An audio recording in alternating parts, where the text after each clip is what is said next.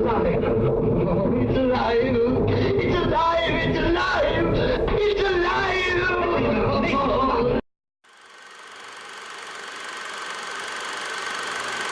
Welcome to today's show. My name is John. As always, you can subscribe to the show on Apple Podcasts, formerly known as iTunes, or follow the links to social media in the podcast show notes. So please subscribe when you're finished listening. You can also go to classicmovierev.com to read notes, bios, and other random movie thoughts. Today's movie is Frankenstein, 1931. Mary Shelley's little creation with sound. The film was directed by James Whale, who gave us, in addition to Frankenstein 1931, The Invisible Man 1933, The Wonderful Bride of Frankenstein 1935, the now controversial Showboat 1936, and The Man in the Iron Mask, 1939. This film is only rated 7.9 on IMDb. Shocking. It fared a little better in RottenTomatoes.com with 100% on the tomato meter and 87% audience approval. The film has been placed on the National Film Registry by the United States Library of Congress since 1991. It is also one of the movies recommended in 1001 Movies You Must See Before You Die, 2003, edited by Steven Schneider.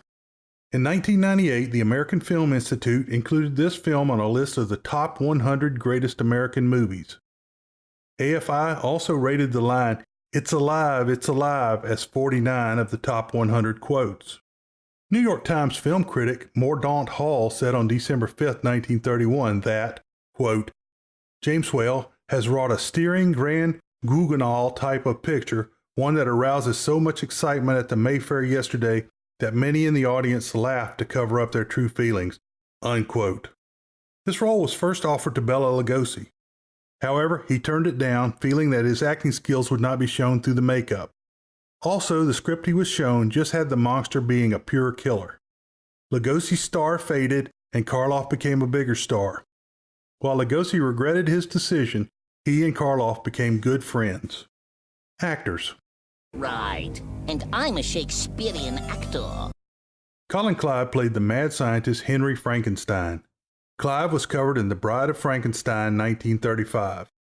Boris Karloff played the monster, sometimes called Frankenstein. However, his name was listed as ? in the opening credits.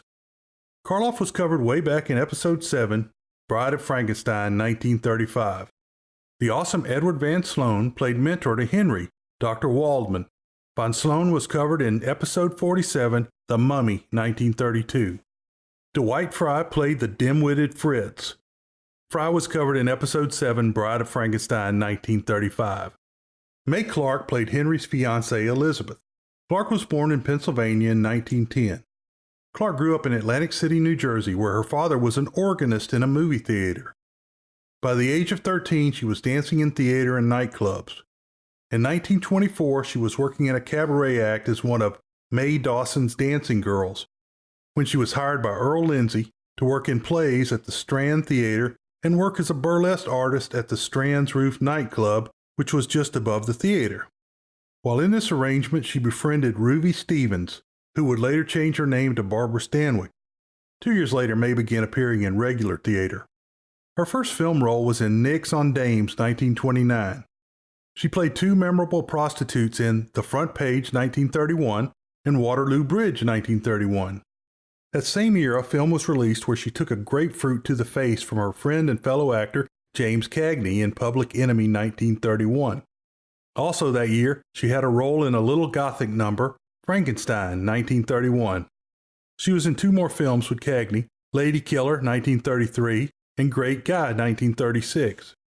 She had a nervous breakdown in 1932 and again in 1934. She divorced and was in a bad car accident as well during this period. When she was ready to go back to work, the Hays Code was being enforced and the sexy films were no longer available. She did continue to work in films such as The House of a Thousand Candles, 1936, Hearts in Bondage, 1936, in the Republic series King of the Rocket Men, 1949. Her work was greatly reduced in the 1950s and she did some television work. Her final film was Watermelon Man, 1970. After that, she retired and lived in the motion picture and television country home and hospital. Clark died in 1992. Story. Let me explain. No, there is too much. Let me sum up. Edward Van Sloan comes and addresses the audience for Mr. Carl Laemmle. He gives the people that may be too nervous a chance to leave. Local peasants are crying at the burial of a dead man. The Latin prayer being recited has a line that translates as "rest in peace," clearly foreshadowing that the monster will have no peace. In the distance, Fritz, Dwight Fry, and Dr. Henry Frankenstein, Colin Clive, are hiding and watching with anticipation. The grave is filled by the lonely caretaker as it gets dark. Fritz and Dr. Frankenstein go and dig up the freshly buried body. A statue of the Grim Reaper watches over them. Doc Frankenstein says the body is resting, waiting for a new life. They haul the coffin of the recently dead man to a place where a criminal is hanging by the roadside. Look, it's still here. Climb up and cut the rope. No, go on, it can't hurt you. When Fritz cuts the body down, Doc Frankenstein says the neck is broken, so the brain is no good. Is it all right? The neck's broken. The brain is useless. They will have to search for another. A medical class at Goldstock Medical College is shown working on a dead body. The lecturer is Dr. Waldman, Edward Van Sloan. He has two brains on the table, a perfect brain and an abnormal brain of a criminal. What could possibly go wrong? Here we have one of the most perfect specimens of the human brain that has ever come to my attention at the university. And here the abnormal brain of the typical criminal. Observe, ladies and gentlemen, the scarcity of convolutions on the frontal lobe as compared to that of the normal brain, and the distinct degeneration of the middle frontal lobe. All of these degenerate characteristics check amazingly with the case history of the dead man before us, whose life was one of brutality, of violence, and murder. Fritz spies on the class through the window. The brains are left on the table when the class is dismissed. Fritz climbs through the window and is frightened by the class's skeleton. He selects the normal brain, and when a gong goes off, he drops it. Why was there a gong? Was it a class bell? Anyway, Fritz gets the abnormal brain and scurries away. You really get what you pay for when it comes to hired help. Far away, Victor Moritz, John Boyles, is called to see Elizabeth May Clark, who is Dr. Frankenstein's fiancée. She has received the first letter from him in 4 months. Doc Frankenstein's letter is pretty strange. Victor says he saw him 3 weeks before and he was acting strangely. Victor says he will go to Dr. Waldman about Doc Frankenstein. Then he hits on Elizabeth and is rebuffed. He gets a handshake and a thank you. Then she decides to go see Dr. Waldman too. Waldman tells Elizabeth and Victor that Doc Frankenstein is insane to try and create life. Doc Frankenstein wanted the school to provide him with fresher bodies and he didn't care where they came from. Elizabeth asks Waldman to come along and see Doc Frankenstein. Doc Frankenstein is living in an old watchtower near Goldstock. This particular night, an electrical storm is brewing. Fritz is on the roof with some electrical equipment, and Doc Frankenstein is down in the lab where the captured electricity will flow. Doc Frankenstein mixes solutions while Fritz hooks up the electrical lines. They have a stitched-up body on the table, and Doc Frankenstein tells Fritz that the body has the brain he stole. Think of it, the brain of a dead man, waiting to live again in a body I made with my own hands. With my own hands. Ken Strickfaden created all the machines and electrical effects for this film. He was not credited on the screen until Mel Brooks used the same equipment in the hilarious Young Frankenstein 1974. Just as they get ready to proceed, they hear a rapping on the castle door. Fritz goes to the door and sends the trio away. They keep pounding on the door and calling for Henry Frankenstein. When Doc Frankenstein finds out it's Elizabeth, he goes downstairs and reluctantly lets them in. What do you want? Open the door. Let us in! You must leave me alone! Let me at least give us shelter. Doc Frankenstein tries to talk Elizabeth into leaving. When Victor calls him crazy, he invites them up. Elizabeth, please, won't you go away? Won't you trust me just for the night? Oh, you're ill. What's the matter? Nothing. I'm quite all right. Truly I am. Oh, can't you see I mustn't be disturbed? You will ruin everything. My experiment is almost completed. Wait a moment. I understand. I believe in you. But I cannot can't leave you tonight. Henry, you're inhuman. You're crazy. Crazy, am I? We'll see whether I'm crazy or not. He locks everyone inside of the lab and commands them all to sit. Waldman goes straight for the body, but Doc Frankenstein makes him sit too. Doc Frankenstein goes into a recitation on how he has found wavelengths above ultraviolet. He says he has found the rays that first created life. Doc Frankenstein says he has conducted his experiments on animals and a heart. Watching this movie again, I discovered why the monster was made of pieces parts. Doc Frankenstein wanted a body that had never had life. Otherwise, he could have used a whole body. Waldman examines the body. The storm hits its height, and Doc Frankenstein and Fritz go to work, turning levers and flipping switches. The three visitors watch with horrified amazement. The monster is hoisted up to the roof where it is repeatedly hammered with electricity.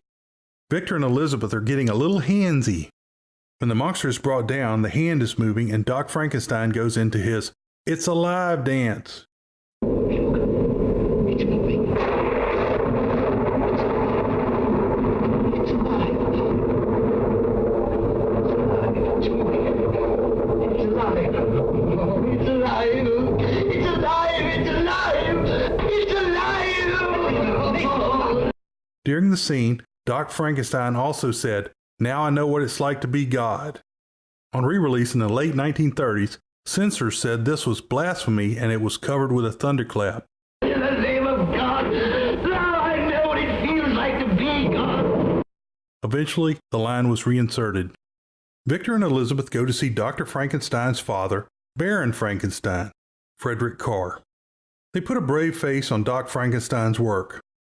The Baron thinks it's another woman. The Burgermeister, Lionel Beltmore, is announced and comes in. The Baron is very rude. The Burgermeister only wants to know when the marriage will be held because the village is prepared. The Burgermeister leaves without a good answer. Doc Frankenstein is on top of the world and is hanging out with Waldman. Waldman thinks the monster should be kept locked up. Dr. Frankenstein laments about being called crazy. Doc Frankenstein thinks the monster will develop in time. When Waldman finds out where the brain came from, he tells Doc Frankenstein that he used the brain of a criminal. Doc Frankenstein has kept the monster in total darkness so far. The monster, Boris Karloff, comes in and can obey simple commands. Jack P. Pierce designed the look of the monster, and it's very different from what was in the Shelley novel. He created the flat head, the neck electrodes, not bolts, and green tinted skin. The green tint made the monster very pale in black and white film. It took Pierce 4 hours each day to put Karloff in makeup and outfit. The total outfit weighed 48 pounds, including thick-soled hot asphalt boots that weighed 13 pounds each. The look Pierce created is copyrighted by Universal until 2026 if you want to make your own movie. Doc Frankenstein lets in some light and the monster stares at and reaches for the sky. In what is some very good acting, Karloff looks at the night sky as the monster appears to be looking on the face of God. Fritz comes in with a torch and the monster freaks. The two doctors overpower the monster and chain it in the basement. Waldman says to shoot the monster. Fritz tortures the monster with fire and a whip. As the two doctors search for an answer, they hear Fritz screaming. When they get to the basement, the monster has grabbed Fritz and killed him on a metal spike. The two doctors retreat, trapping the monster again. Waldman still wants to kill the monster. The monster is about to break the door down. Doc Frankenstein brings out a knockout hypodermic and they lure the monster out. Waldman gives the monster the shot and is knocked to the ground. The monster is about to kill Doc Frankenstein when the drug takes effect. Just then, someone bangs on the door. It is Victor saying that the Baron and Elizabeth are on the way. They hide the sedated monster. Victor lets the Baron and Elizabeth inside, and Waldman comes out. Waldman advises that the Baron take his son away from this place. Upstairs, Doc Frankenstein passes out when his father and Elizabeth come in. They give him brandy as first aid. Waldman says he will preserve the records and destroy the problem if Doc Frankenstein goes home. Waldman has the monster on a table. He notes in the log that it is taking more and more medicine to sedate the monster each time. He writes that he is about to perform the dissection. The monster on the table begins to move. Waldman prepares to kill the monster when suddenly the beast grabs the doctor and kills him. The monster leaves the castle for the first time. Henry and Elizabeth are having a grand time relaxing at his opulent estate. They plan to have the wedding soon. The Baron gives out flowers to the men on the day of the wedding. The entire village is happy and celebrating the wedding. The monster is cruising through the woods when he finds a little girl playing with a kitten. The girl is friendly to the monster even though he is hideous. Who are you? I'm Maria. Will you play with me? The girl and the monster begin throwing flowers into the water. When he is out of flowers, he picks the girl up and throws her into the water as well. Elizabeth comes out in her wedding gown and gets Henry to come talk to her. She says she has had a feeling of danger because Waldman is late for the wedding. Henry blows her off, but she says something is coming between them. Oh, what is it? I'm so glad you're safe. Safe? Of course I'm safe. But you look worried. Is anything wrong? No. No, forget my foolishness. It was just a mood. There's nothing the matter. Of course there isn't. Henry, I'm afraid. Terribly afraid. Where's Dr. Waldman? Why is he late for the wedding? Oh, he's always late. He'll be here soon. Something is going to happen. I feel it. I can't get it out of my mind. Victor comes in and gets Henry. He tells him that Waldman has been murdered in the tower. Henry locks Elizabeth in the room. Bad plan. Victor says the monster has been seen in the hills. Then they hear the monster upstairs. While they search for the monster, it goes to the room where Elizabeth is locked in and chases her. Too bad she can't get out. The monster flees before the people break in and Elizabeth survives. The villagers are dancing and having a good time when the father of the little girl that was killed comes into town carrying her body. This is pretty traumatizing to everyone. He walks to the Burgermeister's house and says his daughter has been murdered. Maria, she's drowned.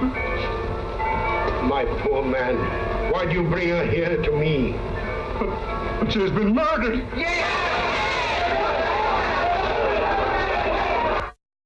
The village turns into a mob. Elizabeth is not responding too well to Henry. Henry leaves Victor to take care of Elizabeth and goes to kill the monster. The village mob seems to have an idea what they are looking for. I don't know how. They divide into 3 groups, one led by the dead girl's father, one by Henry, and one by the Burgermeister. Ludwig, you will search the woods. Those are your group. Herr Frankenstein, you will take to the mountains. Those are your people. I will lead the 3rd group by the lake. Remember, get him alive if you can, but get him! The mobs and the hounds head out, leaving the women and children alone in the village. Henry's group goes up into the mountains, and it's not long before they find the monster. The monster doubles back and gets away. Henry loses his mob. He walks right to where the monster is hiding. The monster grabs Henry, who screams for help. Then the monster knocks Henry out. The monster carries the unconscious man to an old windmill. Film historian Gregory W. Mank stated that director James Whale was jealous of the attention Boris Karloff was receiving. Whale required the 44-year-old actor to actually carry the 154-pound Clive through multiple takes on several days. This injured Karloff's back, and he had trouble with it for the remainder of his life. Soon, the mob and dogs have surrounded the mill. The monster drags Henry to the top. Henry wakes and tries to escape. He and the monster have a stare-off as the grinding wheel flashes on and off their faces. Finally, the monster grabs Henry and throws him off the top. He bounces off a blade before he hits the ground. The mob sets the mill on fire, and the monster screams in agony as the flames get closer. A beam falls from the roof, trapping the monster. The men watch until the mill is completely burned. Henry survives and is under the care of the Baron and Elizabeth. The Baron drinks a toast to a son of the House of Frankenstein. What's this? If you please, Herr Baron, we thought that Mr. Henry could do with a glass of his great-grandmother's wine. Fine old lady, my grandmother. Very foreseeing of her. to prevent my grandfather drinking this. Mr. Henry doesn't need this. Well, as I said before, I say again, here's to a son, to the house of Frankenstein.